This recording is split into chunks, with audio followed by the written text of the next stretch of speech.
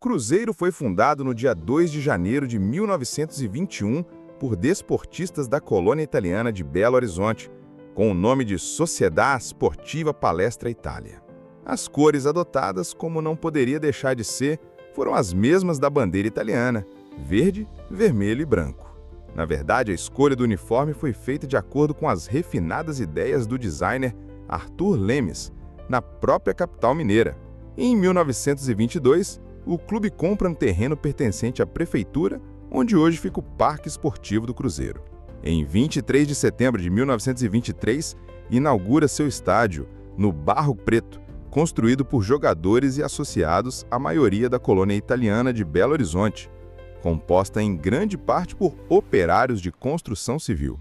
Além de se caracterizar uma equipe de descendentes de italianos, o Palestra também destacava-se por possuir elementos da classe trabalhadora da cidade.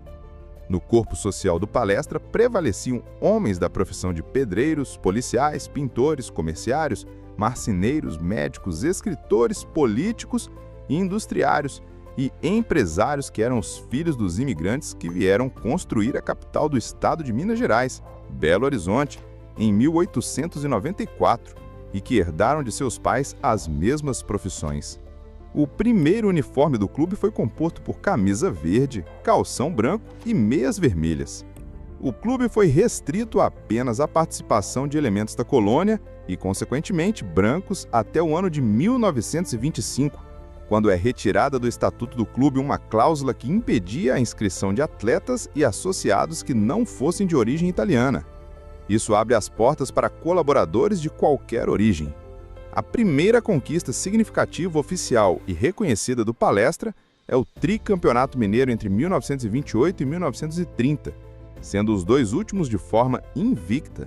O crescimento do time na cidade força as outras grandes equipes da época a se organizarem e, em 1933, criam a primeira liga profissional do estado, a Associação Mineira de Esportes. Mudança de nome. Em 1936, alguns dirigentes e ex-atletas lideraram um movimento de nacionalização do Palestra, que levou o nome de Ala Renovadora. A intenção do grupo era mudar o nome do clube, que já havia deixado de ser uma associação exclusiva da colônia italiana, e por isso não havia mais sentido em se usar o nome Itália. A ideia sofreu resistências, mas acabou ganhando aliados, recebendo em seu primeiro projeto o nome de Renovadora Futebol Clube, e alternando as cores de verde e vermelho para verde e branco, substituindo o vermelho do sangue derramado por italianos para o branco da paz. O Renovadora Futebol Clube chegou a realizar alguns treinos com esse nome, porém uma ala preconceituosa, que era a maior parte da elitizada diretoria, rejeitou a ideia. Em 30 de janeiro de 1942, em plena Segunda Guerra Mundial, o presidente Getúlio Vargas, que já havia declarado guerra aos países do eixo, Itália, Alemanha e Japão, através de um decreto-lei, determinou a proibição do uso de termos e denominações referentes às nações inimigas. A primeira partida após a publicação do decreto-lei era contra o Atlético Mineiro no dia 1 de fevereiro de 1942. O time entrou em campo com uma camisa azul e 3 listas brancas horizontais, sem escudo e sem nome. Somente em 4 de fevereiro de 1942, a diretoria adotou o nome provisório de Palestra Mineiro, em substituição à Società Sportiva Palestra Itália, conforme determinação presidencial. As cores do novo clube foram escolhidas para homenagear a origem da instituição. A necessidade de se transformar o clube numa entidade totalmente brasileira e, após a publicação de outro decreto-lei em 31 de agosto de 1942, foi concretizada em 2 de outubro de 1942, quando, numa reunião da diretoria, foi aprovada uma nova mudança no nome do clube para Ipiranga, em homenagem ao local onde teria sido proclamada a independência do Brasil. No dia 7 de outubro de 1942, numa nova assembleia, que acabou com a renúncia do presidente Enes Siropone, entregar a direção do clube por 15 dias a uma junta governativa, doar todos os troféus e bronzes à campanha do metal e adotar um novo uniforme para a equipe de futebol.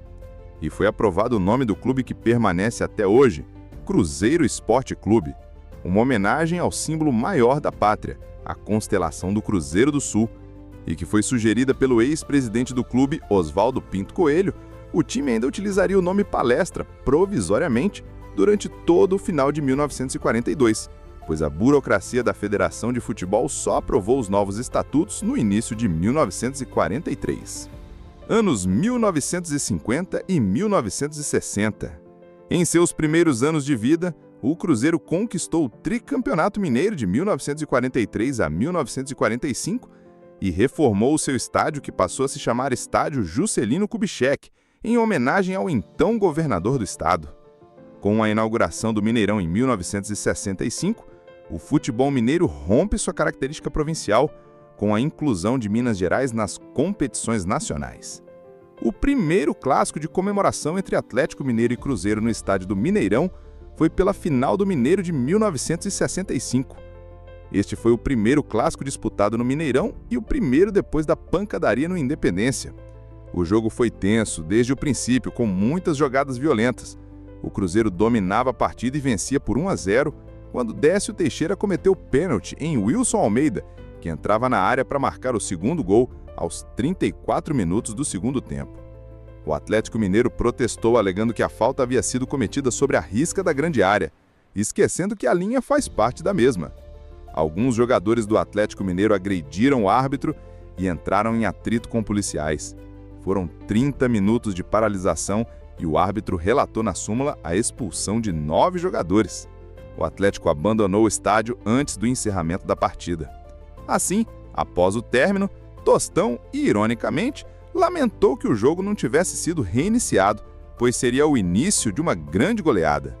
O Cruzeiro ficou com o título mineiro daquele ano, abrindo a era Mineirão. Após 22 partidas pelo Campeonato Mineiro de 1965 e 6 pela Taça Brasil de 1966, em 30 de novembro de 1966, o Cruzeiro começava a escrever contra o Santos uma das páginas mais importantes de sua história, seu primeiro título nacional. Entre os anos de 1970 e 2018, o Cruzeiro viveu a fase mais vitoriosa de sua história se tratando de títulos de expressão, conquistando em 1976 o seu primeiro título internacional da Copa Libertadores da América, em cima do River Plate da Argentina, tornando-se o primeiro clube brasileiro a conquistar a Taça Continental depois do Santos de Pelé.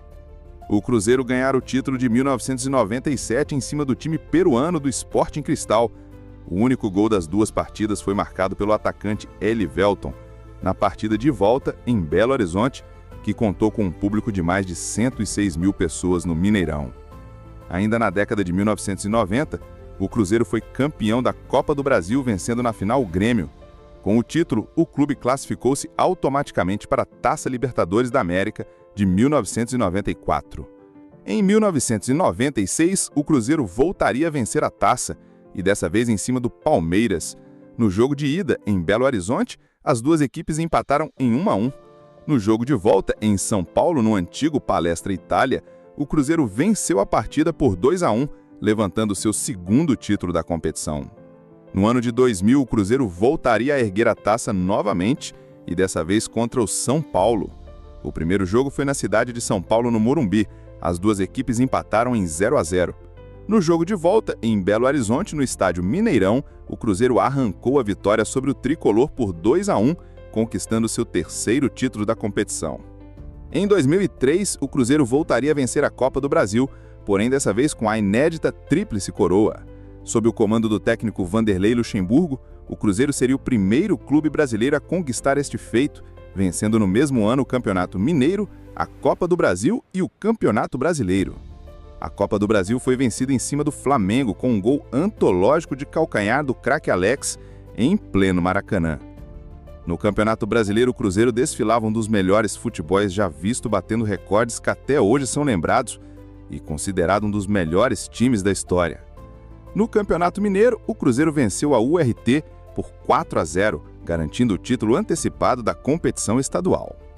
Em 2009, o Cruzeiro foi condecorado como o melhor clube do século XX, outorgada pela IFFHS, que abrange o período de 1º de janeiro de 1901 a 31 de dezembro de 2000.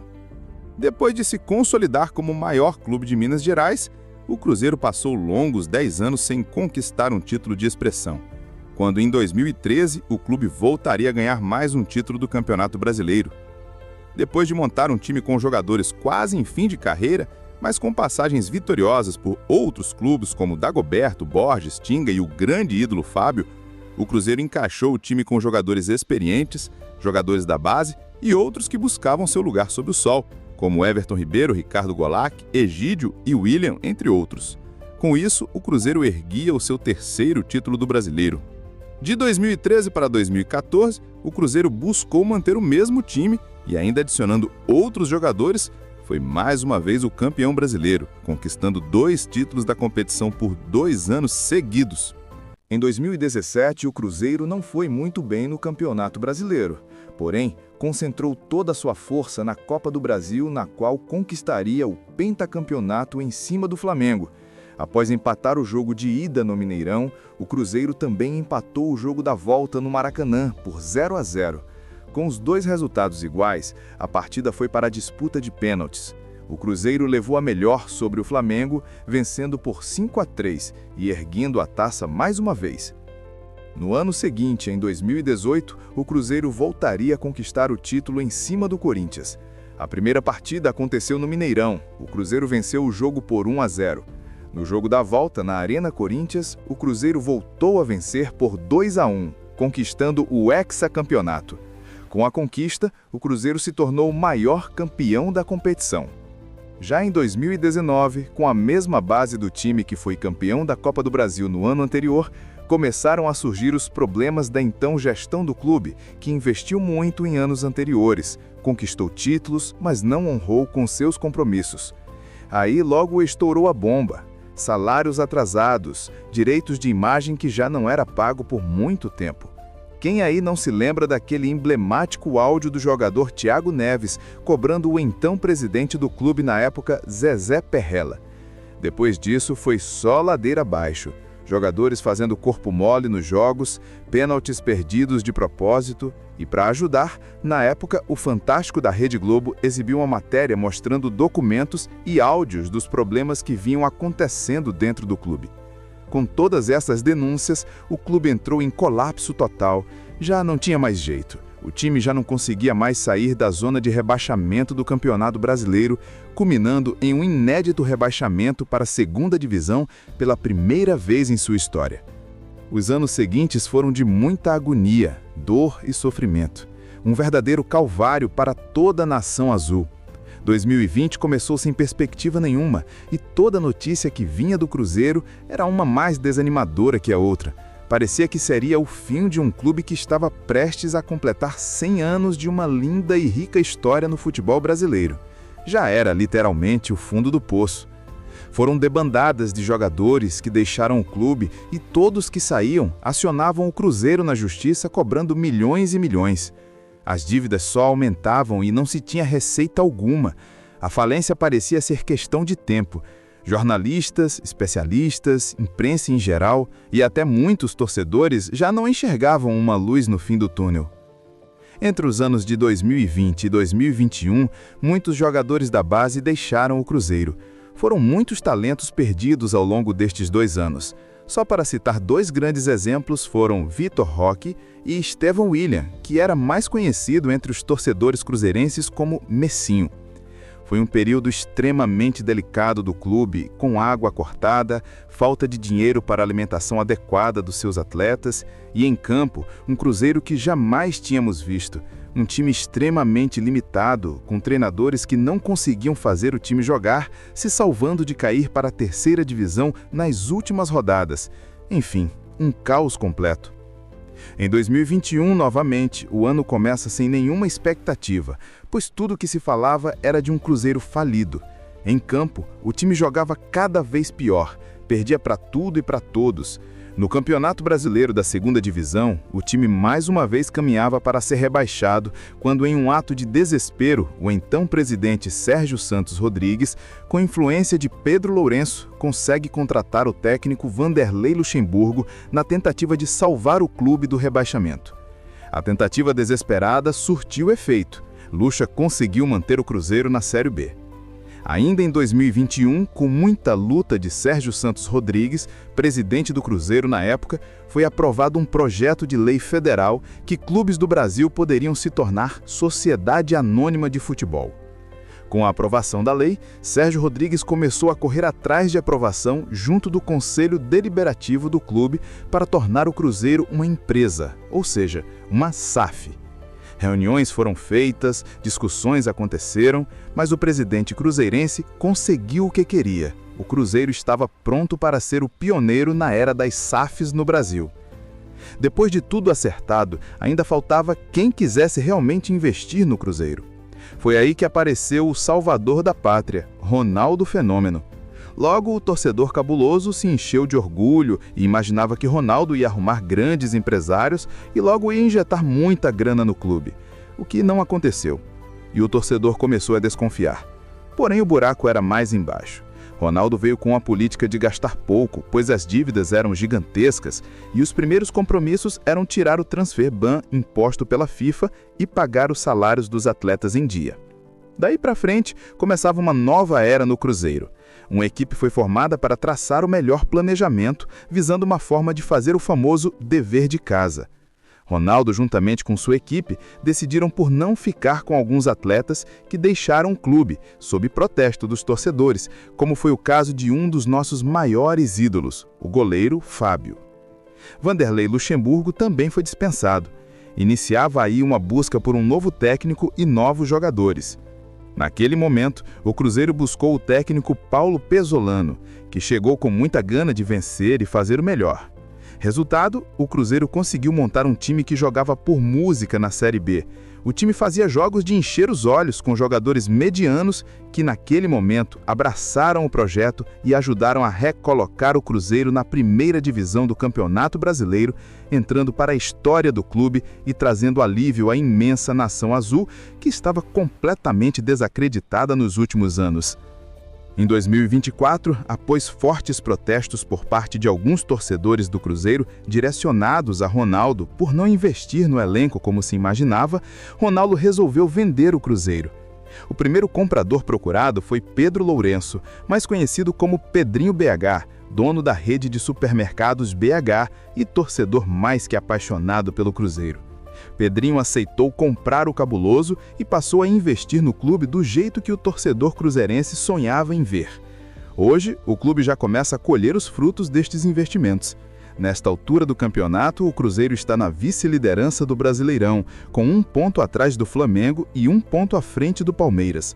Na Copa do Brasil, o Cruzeiro está na semifinal da competição, tendo vencido os 2 jogos das quartas de final contra o seu maior rival, o Atlético Mineiro, pelo placar de 2-0.